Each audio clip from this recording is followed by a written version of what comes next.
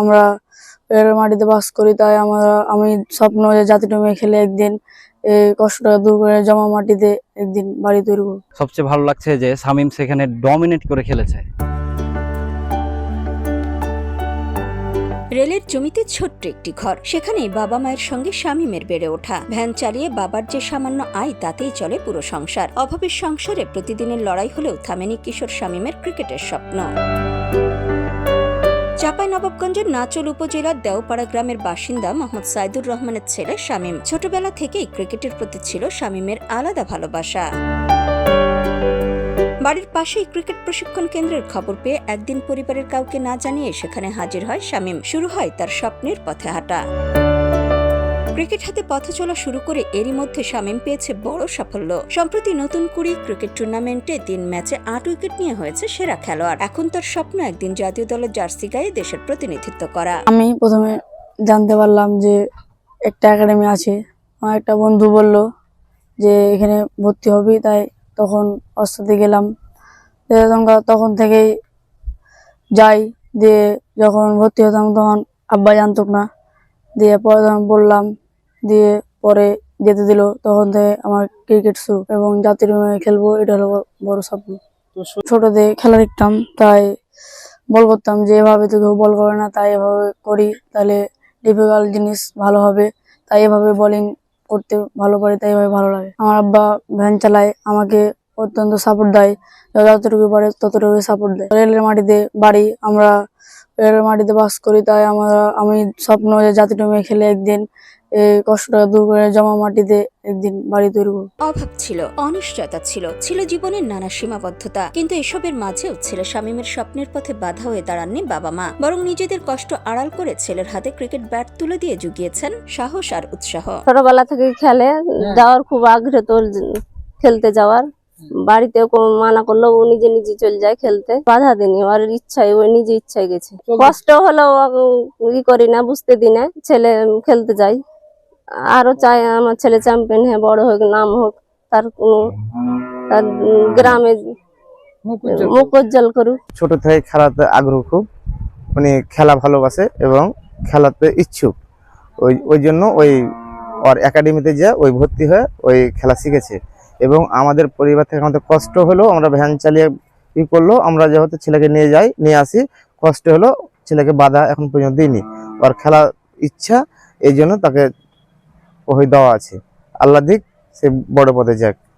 আমি ভ্যান চালালেও আমার ছেলেকে আমি কষ্ট বুঝতে দিই না। আমাদের এটা রেলের মাটি, আমাদের রেলের মাটিতে আমরা বাড়ি বসবাস করে আছি, এবং আমার ছেলের কষ্ট হলেও আমার ছেলেকে আমরা বুঝতে দিই না। আমরা খেলা চালিয়ে যেতে বলি, ইনশাল্লাহ ভালো খেলবে এবং ভালো খেলোয়াড় হবে। শামীমের প্রতিভায় আস্থা রয়েছে স্থানীয় NKSP ক্রিকেট একাডেমির কোচদেরও। অভাবের কারণে নানা সীমাবদ্ধতা থাকলেও নিয়মিত অনুশীলন আর পরিশ্রমে এগিয়ে চলেছে শামীম বলেও জানান তারা। শামীমকে আমিও চিনতাম না, শামীমকে চিনেছি আমি 23 সালে শুরুতে। শামীম বাসায় না বলে এখানে ভর্তি হয়েছিল, পরে জানতে পেরেছিলাম যে স্টেশনে একটা ছেলে ভর্তি হয়েছে এখানে।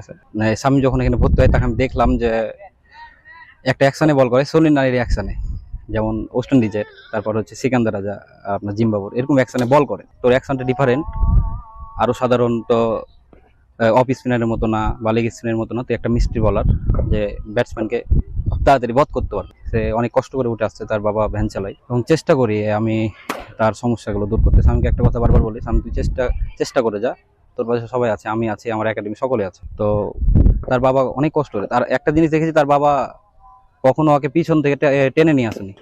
তাকে দেখে আমি হতভম্ব হয়ে গেছি যে স্টেডিয়ামের উপরে আমি গ্যালারিতে বসে আছি, সে যে মাঠে নামছে। আমি ভাবছি যে এই শামীম এই মাঠে, মানে একটা ড্রাম তো থাকে সবারই, যে আমি একদিন ন্যাশনাল টিমে খেলবো, ইভেন জাতীয় পর্যায়ের জাতীয় স্টেডিয়ামে খেলবো। সবচেয়ে ভালো লাগছে যে শামীম সেখানে ডমিনেট করে খেলেছে। যে শামীম এত ছোট বয়সে সে যে এত ভালো খেলবে জাতীয় পর্যায়ে, একটা বড় একটা মাঠে, জাতীয় স্টেডিয়ামে, আমি কখনো কল্পনা করতে পারিনি। ভয়হীন খেলা খেলেছে, ভয়হীন বল করেছে, এবং অনেক ব্যাটারদের বোধও করেছে। খুব ভালো বল করতে, মোটামুটি 3 ম্যাচে 8টা উইকেট পেয়েছে। প্রথম ম্যাচে 4টা উইকেট পেয়েছিল, শামীমকে নিয়ে যখন আমি কাজ শুরু করলাম, আমি অনূর্ধ্ব 14 টিম নিয়ে নওগাঁ জেলায় গেলাম, চট্টগ্রাম জেলা টিম। ওই জায়গায় দেখলাম যে সে অনেক বেটার বলার, সে বল করলো। এক ম্যাচে সে 5 উইকেট পেয়েছিল এবং 3 ম্যাচে সে প্রায় 9টা উইকেট পেয়েছিল। ওখান থেকে ডিভিশন ক্যাম্পে যখন ডাক পেলো, আমার আশাবাদী ছিলাম যে সে ডিভিশন অবশ্যই থাকবে অনূর্ধ্ব 14 টিমে। যাক, দুর্ভাগ্য সে ওখান থেকে বাদ পড়ে। ওর প্রতিভা আছে, আমি দেখেছি, তার চেষ্টাটা অনেক আছে। এই চেষ্টাটা আমি দেখতে পাচ্ছি এবং ওই চেষ্টা অনুযায়ী এই যে নতুন করে যে বাংলাদেশ সরকার যে উঠতি প্লেয়ারগুলো, যে এই যে অল্প বয়সে যে প্লেয়ারগুলো, যে 12 থেকে 14 বছরের যে প্লেয়ার যখন শুরু করলে খেলা, আমি সে সময় চিন্তা করেছি যে শামীম একজন ভালো কাজ করবে ওই জায়গাটাতে।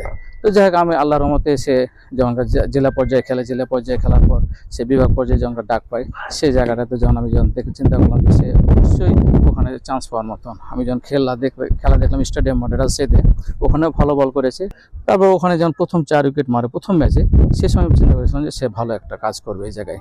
আল্লাহর মধ্যে সে ভালো করেছে এবং ম্যান অফ সিরিজ হয়েছে, সারা বাংলাদেশের মধ্যে সবচেয়ে সেরা খেলোয়াড় হয়েছে। শামীমের প্রশংসা করে একাডেমির শিক্ষক জানান, শামীম একটা এক্সট্রাঅর্ডিনারি ছিল। তার বোলিং অ্যাকশনটা আলাদা ছিল, তার আচার ব্যবহার ভালো আমি মনে করি। তার পরিবার খুব গরিব হলেও আমাদেরকে কোনো বাধা দেয়নি, যে এই অন্যান্য পরিবারের ছেলেমেয়েদের বাধা দেয় খেলতে দিব না, কিন্তু ওর বাবা আমাদের উৎসাহ দিয়েছে, কিন্তু পিছন দিক থেকে টেনে ধরেনি যে আমি পাঠাবো না, কি মুখ করবো না।